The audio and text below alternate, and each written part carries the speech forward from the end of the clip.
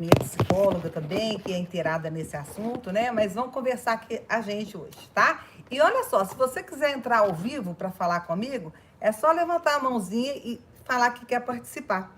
Eu acho que pode ser bem legal. A gente entra e tira a sua dúvida ao vivo. O que você acha? Vamos lá? Então, olha, vamos pensar aqui numa situação hipotética e muito comum das mães que têm crianças desafiadoras, né? Pense você estando num shopping center com seu filho, né? Você tá lá no shopping, passeando, tranquilo, né?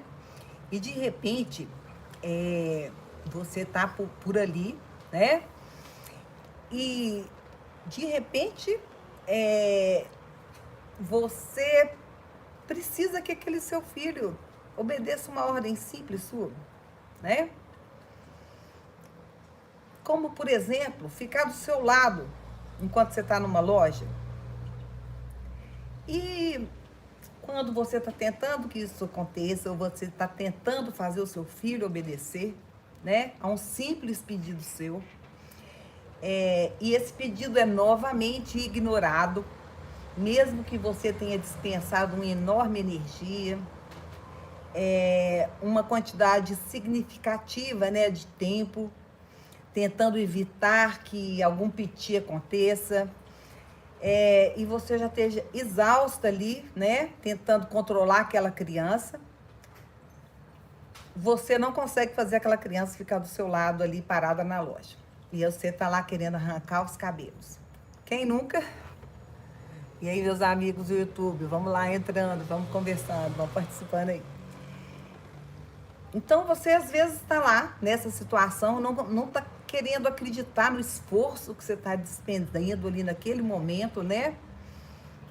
Para fazer o seu filho obedecer a um pedido simples, a uma ordem simples, né? Que é de ficar perto de você numa loja. O que torna tudo muito mais complicado são os olhares julgadores das pessoas ao redor, que sem te conhecer, sem saber de sua vida, sem conhecer seu filho, magicamente parecem saber como criar seu filho, como saber educar seu filho muito melhor que você, não é mesmo? E aí você imagina, essas pessoas estão lá pensando, ela não tem controle nenhum sobre esse menino? Eu não posso acreditar que ela deixa o filho agir dessa forma. Os meus filhos nunca agem assim comigo. Será que esse homem não vai fazer nada para deixar esse filho saber quem é a autoridade? Quem nunca? E mesmo que você tenha jurado 1 milhão de vezes que não se importa, que não vai se importar com o que as pessoas digam ou falem sobre o seu filho nessas horas, ou mesmo que a sua pediatra favorita tenha te falado, não preocupe com o que os outros vão falar, não preocupe com o julgamento do outro. Na verdade, naquele momento você se concentra se o outro vai achar que você é um bom pai ou uma boa mãe. E o que acontece, gente? Eu acho que todos nós já passamos por isso num shopping, ou num ambiente, ou numa festinha com os nossos filhos. Levanta a mão quem já passou por isso. Então, e quando a gente tá passando por uma situação dessa com o filho, desobediente, que não faz o que a gente pede naquele momento, ou sai do script que a gente acha que ele vai ficar ali, e você está dentro de um ambiente com outras pessoas, você acaba se espelhando pelo que o outro julga. E eu vou dizer uma coisa para vocês, meus amigos, uma coisa muito importante. A pressão do julgamento público oprime e orienta as nossas decisões sobre a nossa paternalidade. Eu vou repetir, tá? Então aí, gente do YouTube, vou repetir de novo. A pressão do julgamento público oprime e orienta as nossas decisões sobre a nossa paternalidade.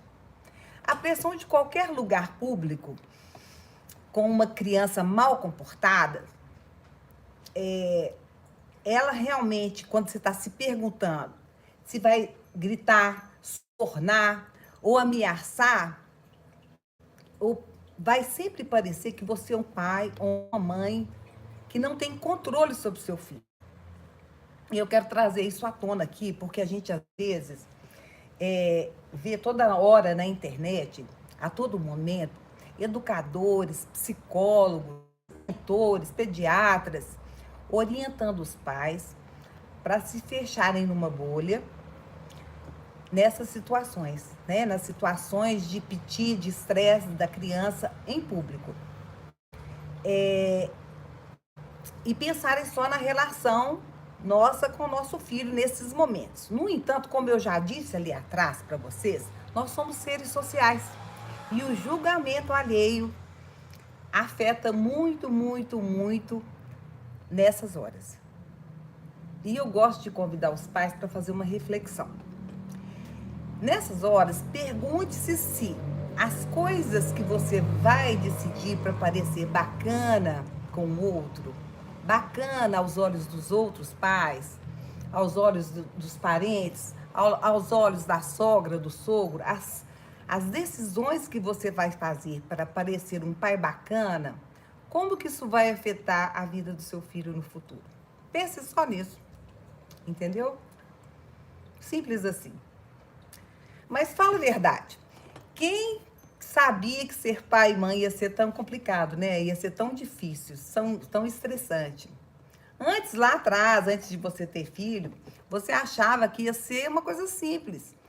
Naquela época, ser pai ou mãe para você significava, assim, dizer pro seu filho o que fazer e certificar, né, de que ele ia fazer relativamente o que você ia falar para ele fazer e ponto final, era aquilo, né? Mas naquela época, você não tinha a menor ideia de quanta culpa você sentiria.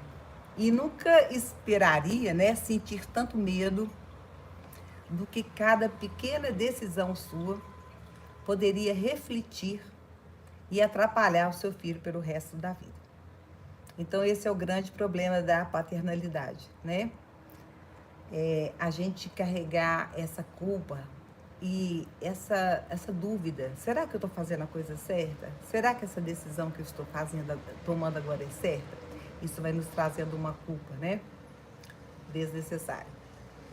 E para aumentar ainda essa enorme culpa e o medo de que você esteja estragando tudo na educação dos seus filhos, você ainda por cima foi abençoado com um filho que parece que está determinado a ser o garoto propaganda da teimosia. Quem aí tem um, levanta a mão para mim, ou uma filha, que é o garoto propaganda da teimosia. Então, algum aluno, né? Nós temos sempre eles por aí. Então, se você foi abençoado com seu filho, né? Aquela criança de temperamento obstinado, ou até mesmo, né? Pode ser considerado por alguns desobediente. Hoje em dia, você percebe, Ana Camila levantou o dedinho ali, eu não falo nada, né, Ana? Hoje em dia, você percebe que ser pai ou mãe é muito mais difícil ainda, porque cuidar de uma criança de temperamento obstinado pode ser cerca de 1000 vezes mais difícil do que cuidar e criar de uma criança que não tem esse tipo de comportamento, né? Mas agora, gente, eu vou contar um segredo para vocês. E isso que eu vou contar para vocês é baseado em estudos, né, a longo prazo desse tipo de personalidade. E é uma coisa muito animadora, tá? Olha só. Vocês sabiam que ter esse tipo de filho é uma bênção para o futuro desse filho? Eu vou repetir aqui para o povo do YouTube. Vocês sabiam que ter esse tipo de filho é uma bênção para o futuro deles? Mas como assim, doutora? Então, vou falar com vocês um pouquinho sobre essas crianças tão especiais, né? Vocês sabem que essa natureza obstinada de ter que checar tudo, de ter que saber por quê, como, de não aceitar a ordem sem se questionar, isso leva seu filho a ter uma lista de experiências positivas na vida, incluindo, né, fortíssimas habilidades de liderança. Isso é uma coisa. A segunda, um espírito empreendedor, porque ele está atrás de novidade, né? Ele está atrás de saber por quê, né? Ele não simplesmente aceita as coisas como vêm mastigadas para ele. E a terceira coisa, eles têm um potencial de ganhar muito mais na carreira deles do que a média dos adultos que seguem regras. É isso aí. Então, são crianças que têm um potencial de um futuro, né? De um futuro muito promissor. Mas aí nós temos que aprender a guiá-las, não é mesmo? Não podemos deixar solto, né? E você pode ficar tranquilo, né? Sabendo que esse seu filho pode defender o que ele acha correto quando ele estiver na adolescência. Esse seu filho vai saber defender o que ele acha certo. Então, quando você estiver esperando seu filho à noite, né, que saiu com os coleguinhas adolescentes, você não vai ter essa preocupação. Esse seu filho, né, ele sabe, ele não vai ceder à influência dos colegas, porque ele sabe fazer as escolhas dele. Estão conseguindo captar isso aí? Estão conseguindo captar? Então, isso é uma tranquilidade para você no futuro. Mas tá difícil agora, né? Me ajuda aí, doutora. Então, mas né, não adianta essa conversa fiada minha aqui, falando do futuro, que o futuro vai ser melhor, que eles vão ser ótimos, que eles vão ser crianças espetaculares, adultos empreendedores, adultos extremamente... como eu diria, não só empreendedores, né, mas adultos de sucesso, se o problema nosso está aqui, né? Aqui e agora. O que eu faço agora, né? Até chegar nesse futuro. Então, você que entrou aqui nessa live hoje, quer saber de mim o que você vai fazer para sobreviver ao agora, não é isso mesmo? Quando todos os seus pedidos, né, se transformam em uma luta pelo poder. E você passa mais tempo discutindo com seu filho, criando caso, quebrando cabeça com ele, do que realmente aproveitando o seu tempo útil, de um tempo harmonioso, alegre e construtivo com ele. Não é mesmo? Aí você tem se perguntado, né? Como você, pai, mãe, educador, não consegue fazer o seu filho ouvir ou seguir uma simples ordem, um simples pedido seu. Às vezes isso pode ser frustrante para um pai e para uma mãe. Mas eu digo a vocês uma coisa, orientar o comportamento de uma criança de vontade forte, de uma criança desafiadora, é um desafio para todo mundo. Não é só para pai e para mãe, né? No meu trabalho como mentora parental, eu conheci centenas de mães que se sentem, na verdade, e de pais que se sentem um fracasso ao compartilhar comigo historinhas, fatos que acontecem com ela, né? Do mau comportamento, briga com seus filhos, em várias situações públicas e às vezes não públicas, dentro de casa mesmo. Eu já tive mães que tinham medo de sair com o filho em público, porque tinham medo de ter uma discussão, uma cena de desobediência que saísse do controle e que as faria parecer uma mãe terrível. Eu já tive pais que não levavam os filhos à festinha de família. Sabe por quê? Porque os parentes iam julgá-los, pais e mães terríveis. O que eles iam achar deles como os pais? Então, eles preferiam não ir nas festinhas de família, entendeu?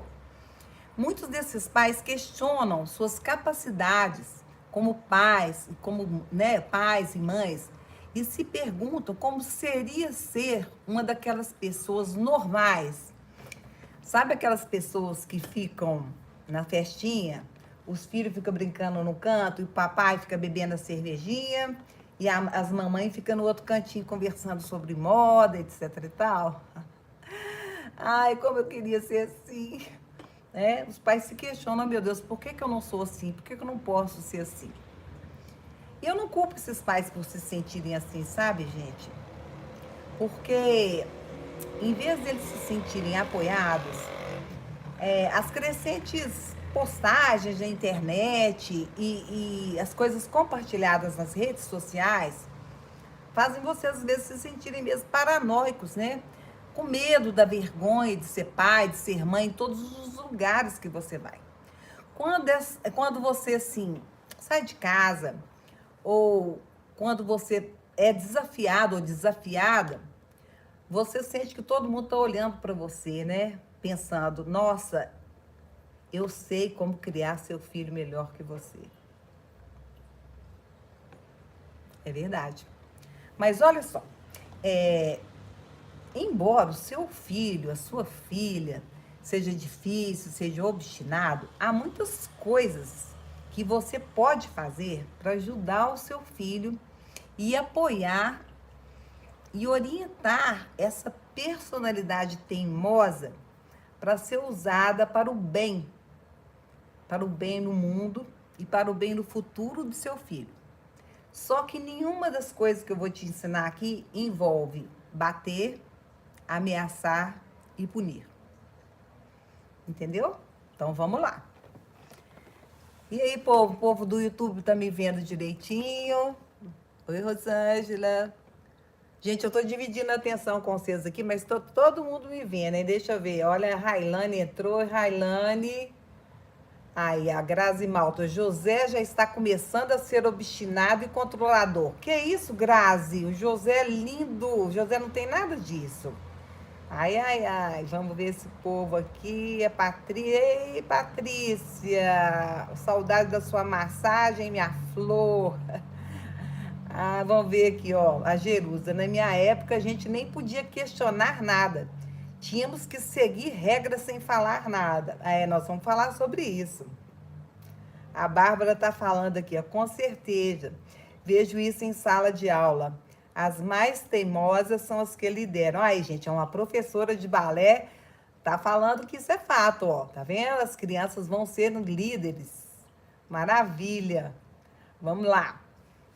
Então, gente, na minha orientação com pais e mães com essas dificuldades, eu trabalho várias coisas, mas hoje eu vou, que a gente tem um tempo limitado aqui, inclusive, deixa eu ver a hora.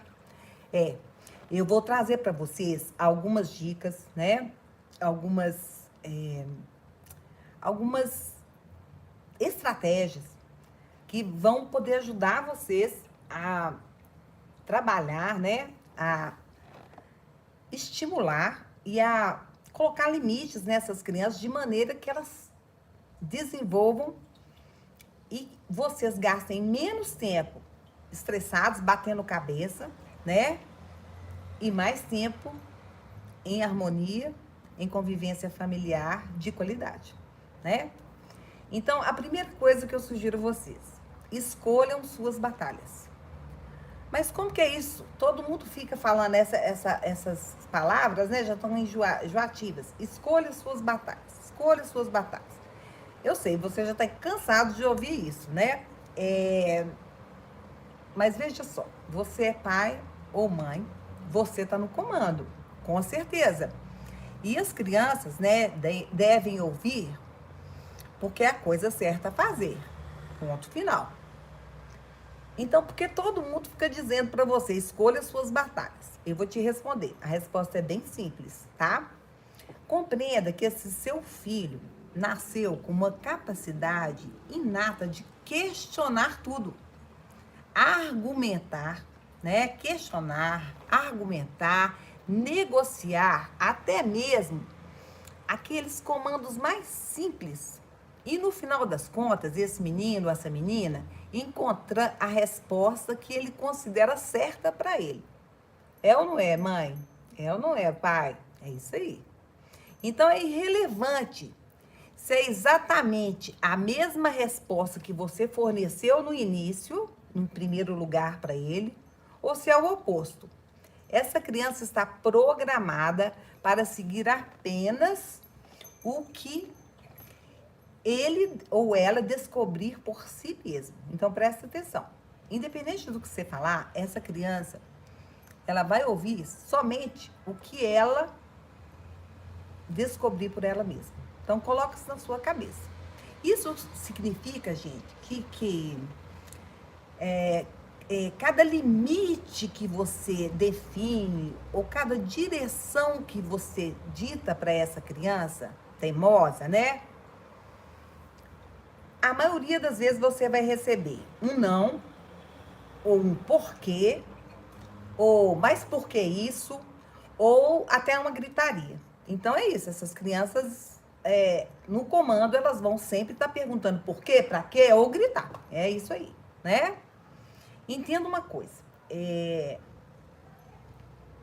elas dizem isso, gente, não é para irritar vocês ou para ofender vocês. Não é nada pessoal, entendeu? Não é nada feito deliberadamente. Porque às vezes as mães falam comigo, nossa, doutora, esse menino sabe me irritar. Nossa, parece que ele foi programado para me irritar. Então, gente, isso não é deliberado, sabe? Eles fazem isso porque eles são indivíduos independentes, são indivíduos automotivados. Eles desejam descobrir por eles mesmos as respostas para as perguntas da vida. As respostas para tudo na vida eles querem descobrir por eles mesmos. Eles não gostam de nada pronto, nada mastigado, tá me entendendo? Eu quero muito que vocês captem isso aqui que eu vou falar agora. Não importa o quão relevante seja a sua solicitação, o seu pedido ou a sua ordem para essa criança. Se a ideia vier de uma outra pessoa, uma criança obstinada, uma criança teimosa, ela acredita que ela precisa ser desafiada antes de aceitar essa resposta como verdade. Consegue entender isso? Eu vou repetir. Não importa quanto e quão relevante seja o seu pedido, a sua solicitação ou a sua ordem para sua criança. Se a ideia vier de uma outra pessoa, essa criança, ela vai acreditar, né, que precisa ser desafiada antes de aceitar essa ordem ou esse pedido como verdade. Vocês conseguem entender isso? É assim que funciona essa criança. Isso não significa que ela vai negar ou rejeitar o pedido completamente, né, o pedido que você fez. Significa apenas que essa criança, ela requer uma validação. E o que é essa validação? Se essa criança obedecer a sua orientação, ela vai fazer porque concorda, não apenas porque vai obedecer. Captaram? Ela vai fazer porque concorda e não porque simplesmente vai obedecer. Então, a gente sabendo que a maioria das instruções para uma criança de temperamento forte, de temperamento obstinado, elas vão ser desafiadas, tente economizar sua energia. Economize sua energia para ocasiões em que você vai ter que, como eu diria, para ocasiões em que será absolutamente necessário que a sua direção seja seguida. Por isso que eu te falo, né? Te falei a primeira regra: escolha as suas batalhas. Então, eu sei assim que você pode estar pensando, doutora, esse menino não precisa aprender as regras? Ele não precisa aprender como funciona o mundo? Será que ele tem que achar que está no controle de tudo? Ele não precisa aprender a simplesmente obedecer aos comandos e ponto final? Você está certa sobre isso. A gente quer que as nossas crianças aprendam a obedecer e a agir, né? Nós estamos num mundo social. E entender como as nossas ações afetam os outros é muito importante para as crianças. Mas isso significa que a gente deve treinar essas crianças, mas não obrigá-las a abandonar as suas características. Essas são características inatas da personalidade delas, entendeu? Então nós precisamos treiná-las, mas não fazê-las abandonar as características dela. É o que a GG falou ali atrás, né? A gente era obrigado a fazer assim, assim, assim, assado. Hoje a gente tem uma forma mais humanizada, mais inteligente de olhar para essas crianças, porque hoje nós temos conhecimento. As neurociências, a psicologia, a neurologia já adentrou muito no conhecimento, né? Sobre as personalidades, sobre o funcionamento do cérebro. Então, a gente tem essa capacitação. Então, a gente não precisa simplesmente agir como agiram lá atrás, porque hoje a gente não tem a justificativa de não conhecer, né, gente? Vamos para frente. Você lembra daquelas experiências positivas para a vida dessas crianças que eu falei lá atrás? Como elas vão ter experiências positivas pro resto da vida, como elas vão ser prósperas, etc e tal. Né? A habilidade para liderar, o espírito empreendedor, potencial para ganhar mais grana. Lembra que eu falei lá atrás? Então, gente, todas essas coisas, elas só são possíveis se a gente resistir à tentação de ficar corrigindo essas características aparentemente difíceis da personalidade da criança, em nome da disciplina. Então, nós não temos que ficar corrigindo, nós temos que aprender a guiá-los. Faz sentido para vocês?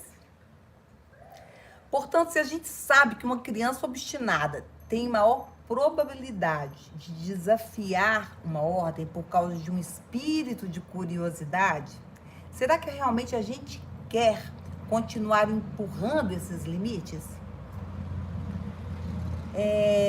Não existe uma maneira mais produtiva da gente orientar as crianças do que ficar constantemente batendo de frente com elas.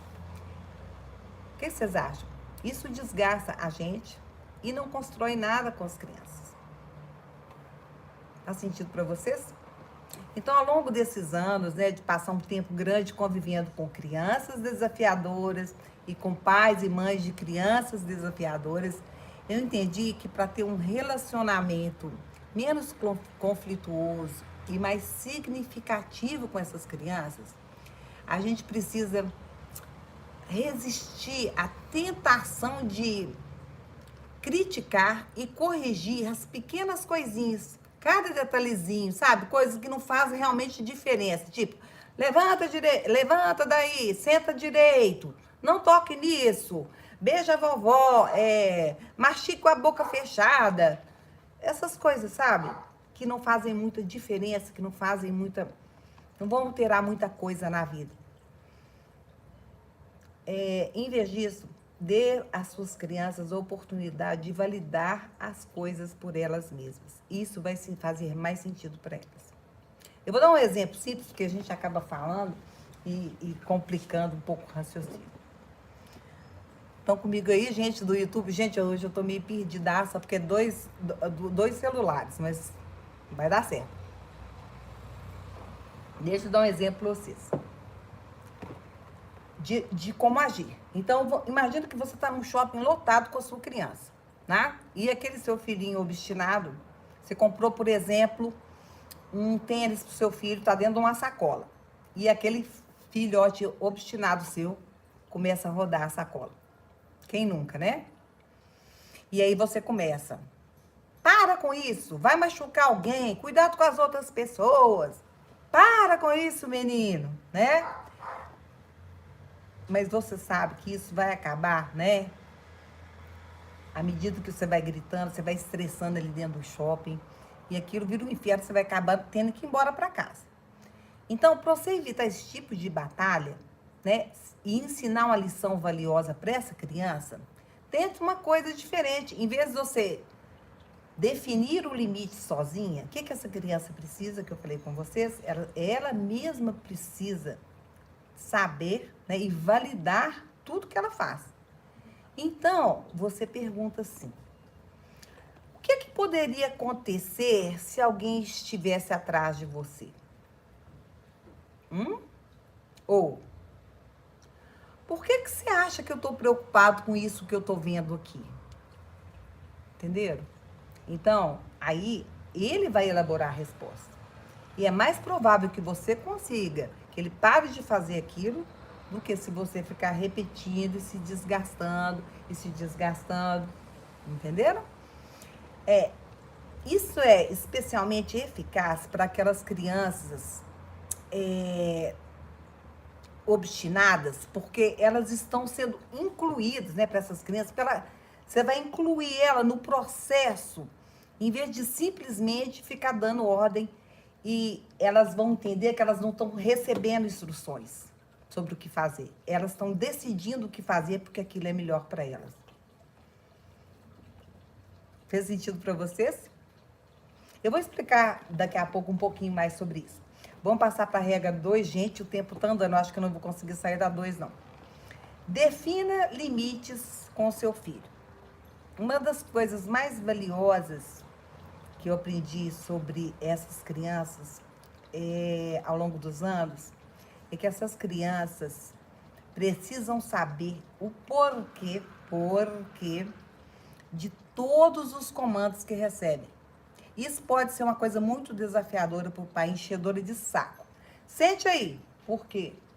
É hora de ir embora, porque seja legal com sua irmã, porque abraça a vovó, porque desliga a TV, porque cansativo pra caramba, gente, é muito cansativo.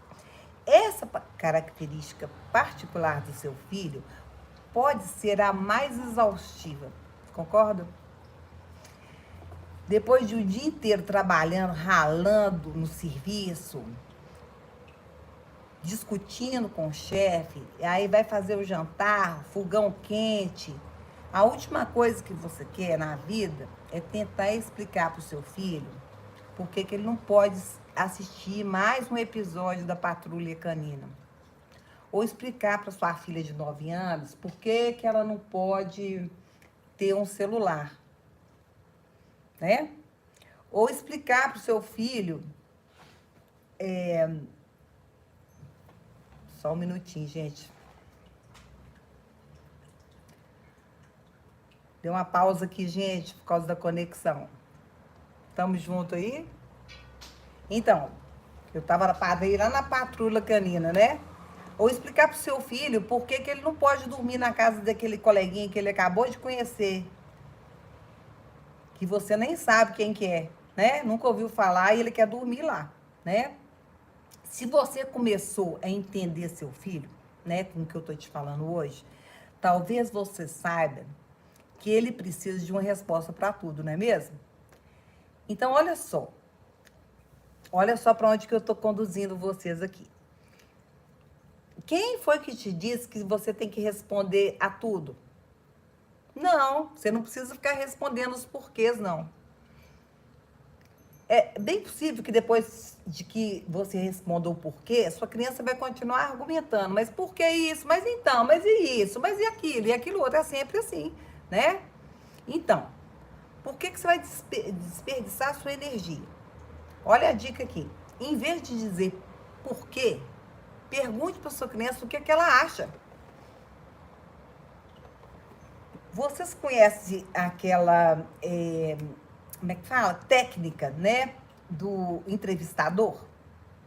Eu vou ensinar para vocês aqui. Então, ela é super útil. Então, é assim, ó. Você pediu pro seu filho lá que tá vendo a Patrulha Canina. É hora de desligar a TV. Né? Aí, o que ele vai perguntar? Por quê? Aí, você já pergunta para ele.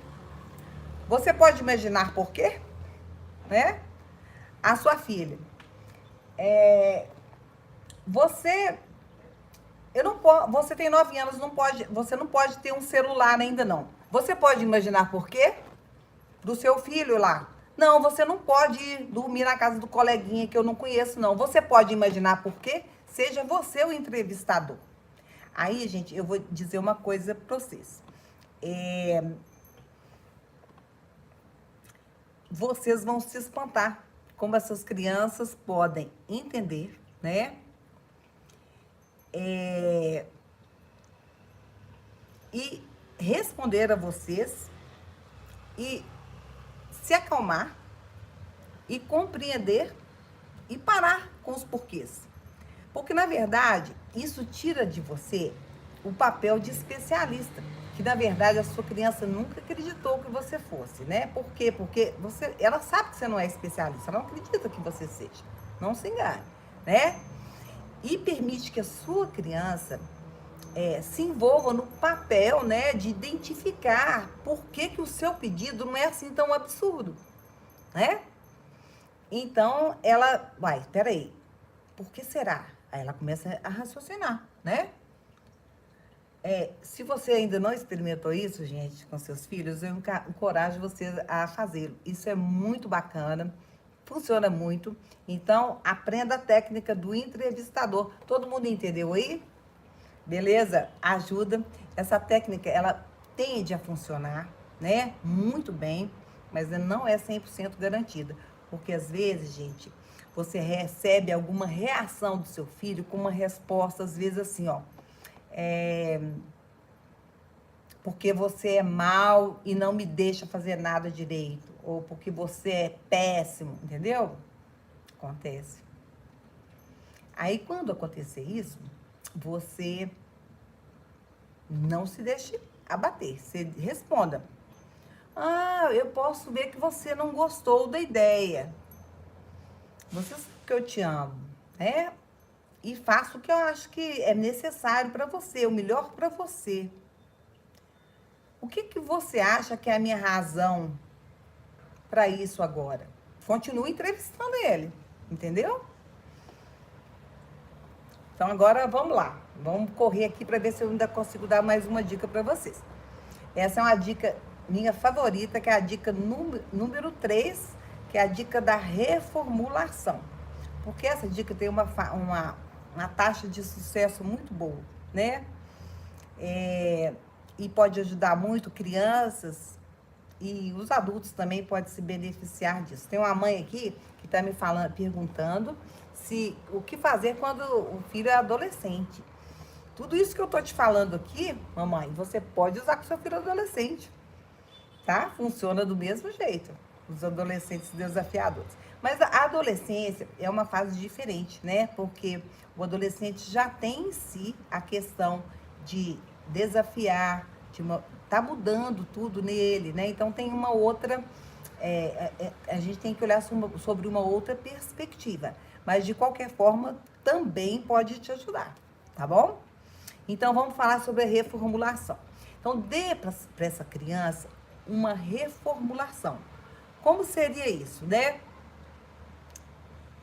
Muitas vezes o seu filho obstinado, o seu filho teimoso, o seu filho desobediente faz uma escolha péssima, ou toma uma decisão péssima que você até fica, meu Deus, como que ele foi fazer isso? Ou como que ele falou isso? Ou como que ele fez isso, né? E a gente às vezes presume que esse comportamento ocorre durante um período que seu filho podia estar pensando. Mas se você for observar mesmo, né, você vai ver que aquele momento que o seu filho agiu, né, o cérebro dele não tinha alcançado o corpo ainda não. E ele acabou de perceber a coisa errada que ele fez, né? Então você olha para a carinha dele, para o rostinho dele, e ele pensa, nossa, será que a mamãe viu o que eu fiz? Meu Deus, o que eu acabei de fazer? A mamãe viu isso, você vê no olhinho dele o espanto, né? Aí você pode ver que o cérebro dele tá mudando para uma engrenagem defensiva. E essas crianças, quando elas fazem alguma coisa errada, elas mudam imediatamente para uma engrenagem defensiva. Então, não deixe que o seu filho chegue até esse momento da engrenagem defensiva, porque fica muito complicado lidar com eles nessa hora. Concorda? Quem tem filho obstinado sabe disso. Então, pare com esse movimento antes que o seu filho chegue lá. O que acontece? A impulsividade, tanto a nós mesmos, adultos, né, sabemos disso. A impulsividade, ela pode tirar o melhor de todos nós, né? E às vezes, quando a gente age antes de pensar, essas decisões geralmente são péssimas, né? Então, não faça seu filho pagar por ser humano, né? Resgate a situação antes que piore. Então, quando você vê que essa situação vai piorar, né? Quando eu falo de reformular, interrompa e pergunte assim: vamos voltar um pouquinho para trás e tentar fazer isso de novo? Ou vamos tentar de uma maneira que possa dar mais certo? Porque a criança obstinada, ela acha que o que ela fez é correto e daquele jeito vai dar certo. E quando ela vê que não deu certo, ela entra nesse modo defensivo. Então, não entre na vibe. Então, já pegue aí, corte o barato e vai lá. Vamos tentar de uma maneira que possa dar mais certo? Ou, vamos começar tudo de novo? Essa técnica, ela tem uma taxa de sucesso inacreditável, porque o seu filho sabe, ele começa a entender que você acredita nele e confia que ele tem habilidade para fazer melhor. E certamente isso vai ajudar no seu relacionamento com seu filho. Por quê? Se até agora tudo que você fez foi tentar corrigir constantemente o mau comportamento dele, daí quando ele faz algo errado e você o auxilia a corrigir o que ele fez de errado, ele vai entender, ele vai confiar, né? Eu posso confiar no meu pai, eu posso confiar na minha mãe. E daí, em vez de você ficar esgotado, esgotada, né? E esse ciclo vicioso começar todo de novo, você vai conseguir um relacionamento mais harmonioso com ele. E a quarta regra, que nós estamos terminando aqui, é não fazer cabo de guerra com seu filho. Quem aí já fez cabo de guerra, gente? Cabo de guerra sempre tem de um lado um puxando e do outro lado o outro. No cabo de guerra, alguém vai ter que ganhar, né? Fazer cabo de guerra com uma criança obstinada é muito cansativo. Então, vamos lá. Vai caçar seu tênis. Agora não, eu não quero. Se você não caçar seu tênis, vamos, por exemplo, nós não vamos ao shopping. E daí? Não tô nem aí. Nossa, é duro ouvir isso, hein? Nossa, não tô nem aí. Então eu vou contar até 3. 1, 2, 3. Aí seu filho fala: e o que acontece no 3? Poxa, já perdeu a moral completamente, né? É cansativo. Cabo de guerra, gente, é sempre uma competição. Nesse caso, os dois lados estão sempre determinados a ganhar. Puxa daqui, puxa dali, até que alguém resolve soltar a corda, não é assim mesmo? Se um lado ganhar e o outro perder, alguém não vai ficar feliz, né? Acontece que, nesse caso, né, do seu filho obstinado, os dois lados estão determinados a ganhar. Você quer ganhar e ele também. Então, quando você se vir numa disputa de poder com esse seu filho obstinado, solte a corda. Solte a corda, entendeu? Quando você solta a corda, a disputa perde a graça completamente. Solte a corda. Daí vire para ele e fale a seguinte frase: aprenda essas palavras, que elas são importantíssimas para você lidar com o seu filho obstinado. Assim que você colocar seu tênis, nós vamos ao shopping. Assim que você desligar o computador, eu vou pedir a pizza. Assim que você vestir o casaco, nós vamos para a festa do seu amigo. Quando os dois lados, né? Quando um dos lados solta a corda, o outro lado não tem mais por que brigar, né? E a disputa vai perder completamente a graça. Dessa forma, gente, você pode manter a autoridade sem perder o respeito e sem se esgotar. Maravilha? Alguma dúvida aqui? Vamos ver aqui. Tem gente entrando agora. Maravilha. A Camila, a Nanda. Ai, olha, a Pri. Maravilha. Oi, gente, a Maíra também. Então, gente, e eu gostaria de, aproveitando sobre essa questão, né, que nós estamos discutindo aqui, falar um pouquinho sobre o transtorno opositor desafiador. Uma coisa que tem me preocupado muito, né, é essa questão do excesso, né, do excesso de diagnósticos que a gente está tendo atualmente. E, peraí que eu vou até pegar um papel aqui, não sei se eu vou conseguir compartilhar, mas se eu não conseguir, amanhã eu vou colocar aqui para vocês, tá?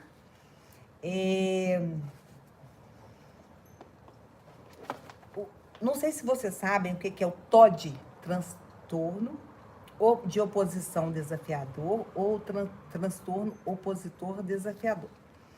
Eu tenho tido vários pacientes chegando no consultório e chegando falando com a boca cheia. Ah, minha doutora, meu filho tem TOD. Ah, porque meu filho foi diagnosticado com TOD. Esse transtorno, né, ele tem sido cada vez mais diagnosticado, né? E eu tenho, assim, entendam que eu não estou questionando, né, a existência desse transtorno e nem os profissionais que fazem esse diagnóstico. Eu só estou dizendo, gente, que muitas vezes são apenas crianças desafiadoras que precisam de um pouco mais de paciência, de alguém que entenda e que saiba lidar com elas, que de repente os pais se cansam delas, se cansam, não das crianças, mas se cansam do processo de educar essas crianças e vão procurar um neurologista, um psicólogo e recebem esse diagnóstico.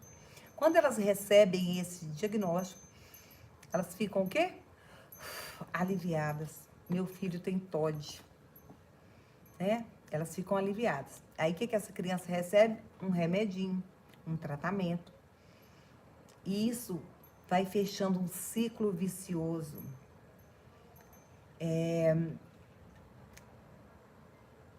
A gente tem que ter muito cuidado com isso, em tentar entender o ciclo vicioso do diagnóstico, que busca soluções para feridas emocionais, que busca soluções rápidas para as crianças.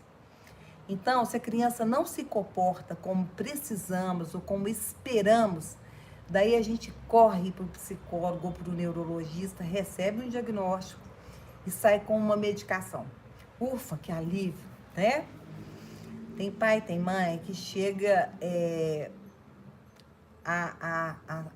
nossa, eles ficam extremamente aliviados. Alguém descobriu o que o meu filho tem. Então, eu quero só refletir com vocês o seguinte: quando é que vamos entender que o diagnóstico é resultado de uma sociedade imediatista e desamparada emocionalmente, que busca de todas as formas, né, um conforto imediato e rápido, né, e que vai fechando um ciclo, porque essa criança medicada vai ser um adolescente medicado, um adulto medicado, que vai ter filhos medicados e vão ter todo esse problema de novo. Então, é uma reflexão, né? Eu vou colocar um gráfico aqui para vocês, acho que eu não vou conseguir compartilhar, mas amanhã eu vou colocar sem falta para vocês refletirem, tá bom?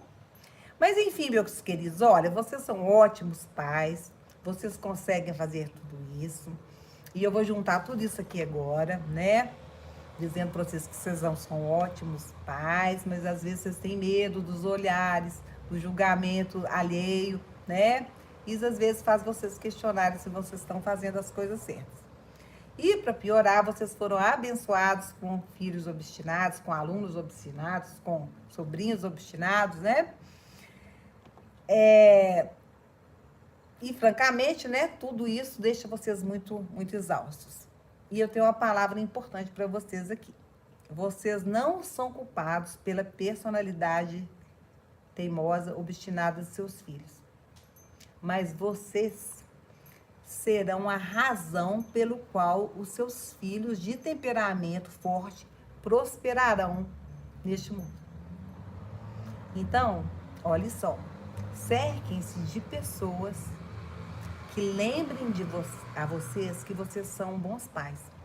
Eu vou perguntar uma coisa aqui. Alguém aí já chegou arrasado de uma reunião de família, ou de um jantar, ou de uma festinha de escola? Por causa dos comentários que fizeram sobre os seus filhos? Alguém? Então, deixa eu ver as mãozinhas, os coraçãozinhos, complicado, né? Então, deixa eu falar para vocês. Alguns de seus amigos mais próximos e familiares vão dar para vocês conselhos ou farão comentários que vão abalar a confiança de vocês como pais, né? Embora não seja saudável, ou em muitos casos até mesmo possível, abandonar esses relacionamentos que já são estabelecidos, de famílias, etc e tal, limite suas exposições a eles, entendeu? Ou, então, evite discutir questões de paternalidade. Ao mesmo tempo, crie um sistema de apoio alternativo para lembrar a vocês da sua capacidade como pai e como mãe. Cerquem-se de pessoas que os lembrem sempre de que vocês são bons pais.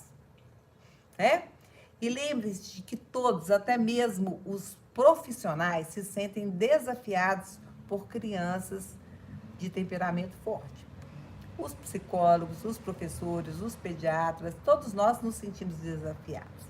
Então, vai haver muitos dias em que você vai ver o seu filho, às vezes, obedecer o avô, o vizinho, né? E vai falar, nossa, ele obedeceu o avô e não me obedece. Lembre-se de que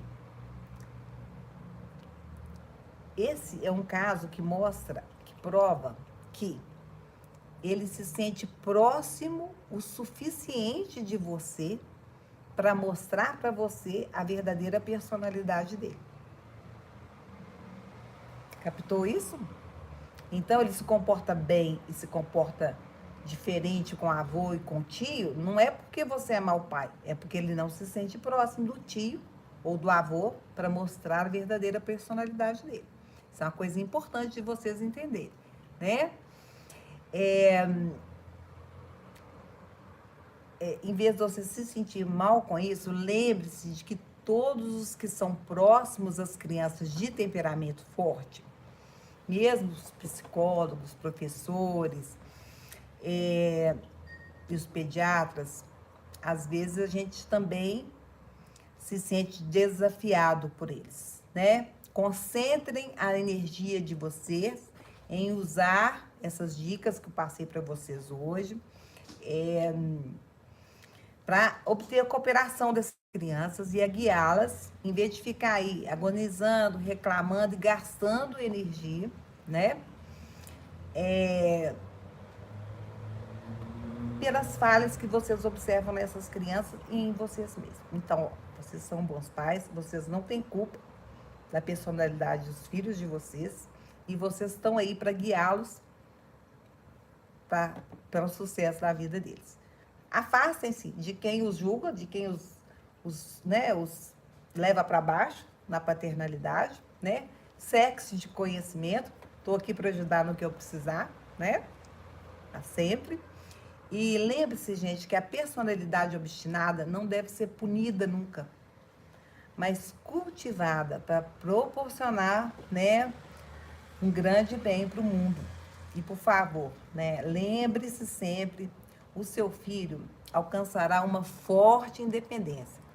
e vai ser um adulto altamente motivado.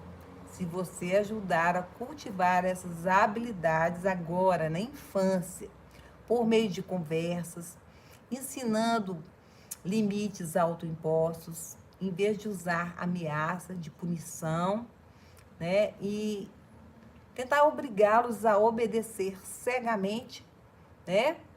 Essas atitudes que vão quebrando o espírito do seu filho. Fez sentido para vocês? Agora estou aqui à disposição para respondê-los no que precisar e no que vocês, né, quiserem comentar aqui. Deixa eu ver aqui as perguntas. A Maíra colocou aqui, ó. Sou mãe e professora e tenho visto como as crianças estão sendo taxadas e diagnosticadas de forma equivocada. Eu imagino como deve ser difícil. Isso mesmo. A Livinha, ó, um beijo, minha querida amiga. Ana Camila, mamãe querida, Renatinha. Vamos lá, gente, pode deixar as perguntas aqui.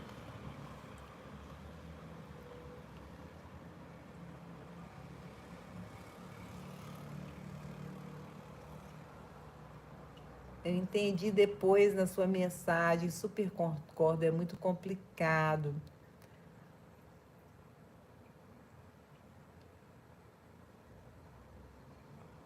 Aham.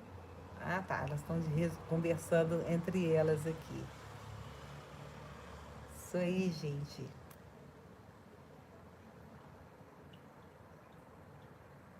Ela tem uma mãe falando que minha filha foi diagnosticada com TDAH e eu não acreditei. Levei um especialista e realmente não tem. Então, gente, eu não estou falando que esses diagnósticos não existem e que as nossas crianças não devem ser medicadas. Eu não disse isso. Eu só falei que nós estamos tendo uma sobrecarga, um over de diagnósticos, né? Por quê? Porque os pais se sentem aliviados com o diagnóstico, né? Então, estão correndo muito atrás de um alívio para as questões emocionais que vêm, na verdade, dos próprios pais, da próprio núcleo familiar. A gente tem que olhar, eu sou terapeuta familiar na área sistêmica. Então, a gente, como terapeuta sistêmico, a gente tem um olhar para a família como um todo, né? É da família que vem tudo. A família é o núcleo onde nasce tudo. E a criança é apenas um reflexo do que está vindo da família. Então, quando a gente olha para a família desse ponto de vista sistêmico, né? Olhando com carinho aquele ser, que é um ser. Por que a criança manifesta a dor da família? Porque é o ser mais sensível da família. E quando a gente olha para a criança dentro do sistema, é muito mais fácil da gente entender, é muito mais fácil da gente conversar e com algumas sessões de terapia ajudar essa família, né? Então, às vezes, na verdade, a criança está mais agitada, vai chamar uma atenção por alguma coisa, né? Alguma coisa, pais que não estão conseguindo olhar para a criança, então a criança começa a ficar mais agitada, correr para que ela possa ser vista. Eu estou esquecendo de olhar no meu grupo aqui do YouTube. Então a criança olha muito para elas, né? Então, eu não estou querendo dizer que não existam esses diagnósticos e que eles não devem ser medicados. Eu estou falando que a gente tem que ter um olhar sistêmico para isso e entender que a gente precisa ter um olhar mais amoroso, né, e refletir sobre esse tanto de medicação e o que isso pode gerar no futuro. Realmente, olha, o diagnóstico é assim, a criança não se... Tá aqui, ó, amanhã eu vou colocar no Instagram pra vocês. A criança não se comporta da maneira que eu quero. Eu vou e recebo um diagnóstico. Aí a criança é medicada. Aí eu fico aliviada. Pai e mãe ficam aliviados. Minha filha tem isso, então por isso que ela é assim. Pronto, a criança começa a tomar remédio. Dessa criança, os estudos mostram que vão nascer ou um adolescente reprimido, que pode levar a abuso de álcool, droga, depressivo, suicida, etc e tal. Ou pode ser uma adolescente que vai partir para violência, etc e tal. Esse adolescente vai ser diagnosticado de novo. Vai ser medicado de novo por causa disso, dessas questões. Aí os pais vão tornar a ficar aliviados, graças a Deus. Então ele agora tá com depressão, então vão tomar remedinho, né? Depois, essa criança vai virar um adulto depressivo ou ansioso, vai tomar outro remedinho. Esses adultos serão pais dissociados de si mesmos, né? Emocionalmente doentes. Aí vão ter filhos que não se comportam com o que eles querem ou esperam. Vão levar os filhos para o médico. Vocês estão entendendo? É um ciclo vicioso que não tem fim. Então a gente tem que ter um olhar, mais amável pro diagnóstico, né? Entendeu? Não quer dizer que ele não exista, mas a gente tem que olhar com mais carinho para os diagnósticos. Vamos ver aqui, mais alguém?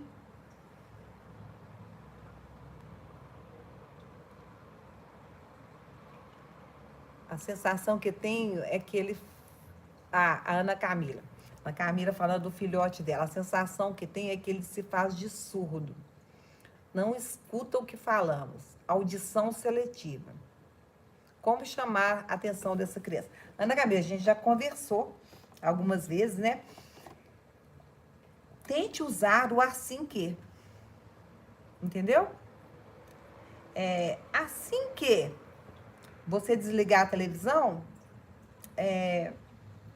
a gente vai pedir a pizza. Ou alguma coisa que seja do interesse dele e esteja na programação. Então, comece a usar o assim que. Hoje eu dei umas dicas novas, né? Eu acho que você pode usar essas dicas aí com o gatinho. Mas usa o assim que eu acho que pode fazer diferença aí pra você. Mas essa questão da audição seletiva é dureza. Ah, entendi. Ah, tá falando que foi adolescente. Então é isso, gente. Deixa eu ver aqui no YouTube, pessoal. Maravilha. É isso, gente. Se tiverem alguma dúvida, mais alguma coisa, né? Pode me mandar aí em inbox ou lá no WhatsApp do consultório, né? Tô aí às ordens, viu? Um beijo no coração de vocês. E obrigada, né, por estar aqui compartilhando comigo também as experiências de vocês, né? E é bom demais estar com vocês. Desculpa não estar mais tempo, mais dias, eu estou muito apertada esses últimos dias, mas se Deus quiser, nós vamos estar entrando aí com outros assuntos. Podem até sugerir para mim, tá? Outros assuntos de interesse de vocês. A GG tá assim, podemos fazer de 15 em 15 dias. É meu alvo, mas nem sempre a gente está podendo, mas vamos tentar, né? Um grande beijo, gente. Boa noite para vocês.